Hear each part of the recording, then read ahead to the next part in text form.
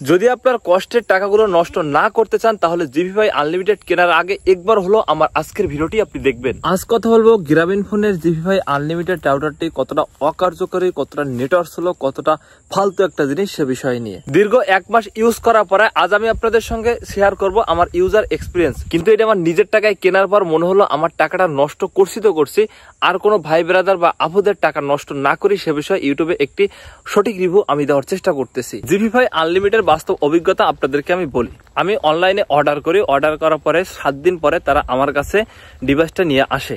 তখন সিমটা অ্যাক্টিভ করে যখন আমি ইন্টারনেট স্পিডটা চেক দিছিলাম তখন ইন্টারনেট স্পিড ভালো পাচ্ছিল না। তখন আমি তাদেরকে সামনাসামনি দেখালাম, তারা বললো ভাই আপনার মিনিমাম 3 দিন ওয়েট করতে হবে, যেহেতু এটা নতুন অ্যাক্টিভ করছি। আমি বললাম ওকে ফাইন, নতুন ডিভাইস হতে পারে। তারপরে 3 দিন ওয়েট করা পর্যন্ত এবং 1 মাস ইউজ করার পর আমি এখন পর্যন্ত ভালো নেটওয়ার্ক পাইনি। এর থেকে আমার মোবাইল ডাটায় ভালো স্পিড দেয়। আপনি জিভিফাই আনলিমিটেডে কিনবেন একটি ভালো ইন্টারনেট স্পিড পাওয়ার জন্য এবং অনেকগুলো ডিভাইস একসঙ্গে ইউজ করার জন্য। আপনি আপনার মোবাইল ডাটা ব্যবহার করে যতটা ইন্টারনেট স্পিড পাবেন, ওই জিভিফাই আনলিমিটেড ব্যবহার করে আপনি ততটা ইন্টারনেট স্পিড পাবেন না ভাই। এবার চলুন মোবাইল স্ক্রিনে গিয়ে দেখাই আমার এই জিভিফাই থেকে কেমন নেটওয়ার্ক স্পিড দিচ্ছে এবং আমার সিমের ডাটা থেকে কেমন নেটওয়ার্ক স্পিড দিচ্ছে। এই জিভিফাইতে ভরা রয়েছে একটি গ্রামীণ ফোনের পোস্টপেড সিম এবং আমার রয়েছে একটি গ্রামীণ সিম। অবশেষে আমি আমার ওয়াইফাইটা অন করে নিয়েছি এবং এইখান থেকে কোন ওয়াইফাই আপনাদেরকে দেখাচ্ছি। জাস্ট দেখেন, এখান থেকে জিভিফাই 2621 কিন্তু আমার রয়েছে এবং এখানে আমি কোথায় রয়েছে সেটা আপনাদেরকে দেখাই। দেখেন আমি একটা বিলের ভিতরে রয়েছে যেখানে ইন্টারনেট স্পিড সব থেকে ভালো থাকার কথা। এখন আমি চলে যাব গুগলে এবং এইখানে সার্চ করব ইন্টারনেট স্পিড টেস্ট। এটা লিখে সার্চ করার পরে এই যে প্রথম যে ওয়েবসাইটটি রয়েছে এইখানে আমি ক্লিক করব।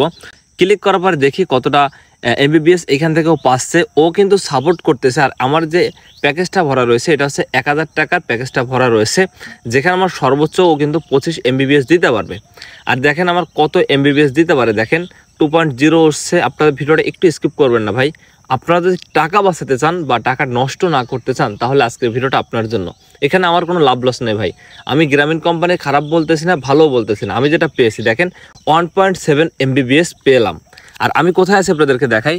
দেখেন জাস্ট আমি একটা বিলের ভিতরে আছি। হ্যাঁ, এই বিলের ভিতরে থেকে যদি নেটওয়ার্ক স্পিড এতটা খারাপ হয় তাহলে কিভাবে সম্ভব। দেখেন এখান থেকে ওরা টেস্ট করতেছে। এখন আমি চলে যাব আমার সিমে যাওয়ার পর দেখি কেমন নেটওয়ার্ক স্পিড পায়। এখন যদি আপনাদেরকে দেখাই, দেখেন আমার উপরে কিন্তু 2টা গ্রামীণ সিম রয়েছে। এখন চলে যাব গুগলে এবং গুগলে গিয়ে এখানে সার্চ করব ইন্টারনেট স্পিড টেস্ট। তারপরে প্রথম যে ওয়েবসাইট আসবে এই ওয়েবসাইটে ক্লিক করলাম। এখান থেকে ইন্টারনেট স্পিডটা আপনাদেরকে লাইভ প্রুফ চেক করে দেখাই। আর এটা কিন্তু আমার মোবাইল ডাটা, এই যে দেখেন 4G পাশে রয়েছে, দেখা যাক কতটুকু স্পিড পায়। আমার মোবাইল ডাটা ইন্টারনেট স্পিড পেয়েছে 37 Mbps। আর আপনি যদি ভেবে দেখেন আমার এলাকায় গ্রামীণে যদি নেটওয়ার্ক না পায় তাহলে আমি অন্য কোনো সিম ভরে এই জিভিফাই আনলিমিটেডটা ইউজ করব। আদৌ ভাই এটা কোনোভাবেই সম্ভব না। আমি বারবার বিভিন্ন সিম থেকে ট্রাই করে দেখেছি, শুধুমাত্র ওই জিভি আনলিমিটেডের একটি সিম ভরা থাকে পোস্টপেড, ওইটা ছাড়া আর কোনো সিমই ওখানে সাপোর্ট করে ইন্টারনেট ব্যবহার করা সম্ভব নয়। সবশেষ বলতেছি, এই জিভিফাই হলো একটি ফালতু রাউটার। আপনি কিনে মনের ভুলও টাকা নষ্ট করবেন না। আমি কেনার পর ভাই এতটা বাস খেয়েছি বা ফালতু একটা টাকা নষ্ট করেছি। আপনাদেরকে আমি লাইভ প্রুফ কিন্তু স্ক্রিনে দেখালাম আমার ফোনের ডাটা কেমন পায় এবং এই যে জিভিফাইটা রয়েছে এতে কেমন নেটওয়ার্ক স্পিড পায়। তাই আশা করে যদি কেউ ফালতু টাকা নষ্ট না করতে চান তাহলে এটা কিনবেন না।